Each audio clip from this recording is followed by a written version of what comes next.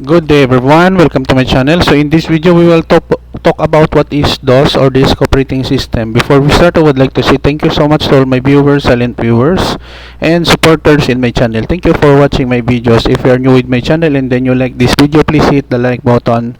Don't forget to share and please support my channel guys if you are new by clicking the subscribe button. So let's begin. The article for today is provided by Tech Target. So thank you so much Tech Target. So it was written by Michael Cobb. So what is disk operating system? A DOS or disk operating system is an operating system that runs from a disk drive. The term can also refer to a particular family of disk operating systems, most commonly MS-DOS or acronym for Microsoft DOS. An operating system is a software that controls a computer's hardware and peripheral devices and allows other software programs to function. Early computers of the 1940s and 1950s did not have disk drives. Instead, they were hardwired to carry out specific computations.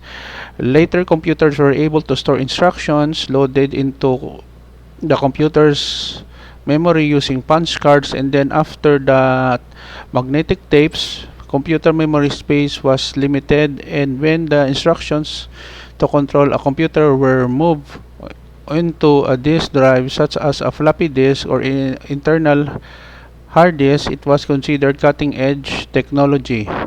DOS is also used to describe several similar command line disk operating systems. Early computers such as Commodore 64, Atari 800, and Apple II all featured a disk operating system, including Commodore Business Machines DOS, Atari DOS, and Apple DOS.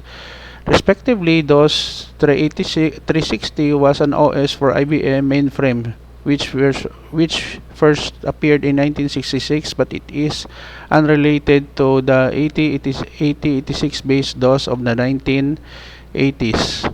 Okay guys, so this is the end of my presentation about what is DOS or disk operating system. Thank you so much for watching. Don't forget to like, share, and please support my channel guys if you're new by clicking the subscribe button. See you in the next video tutorial guys. This is your friend Jake saying bye bye for now.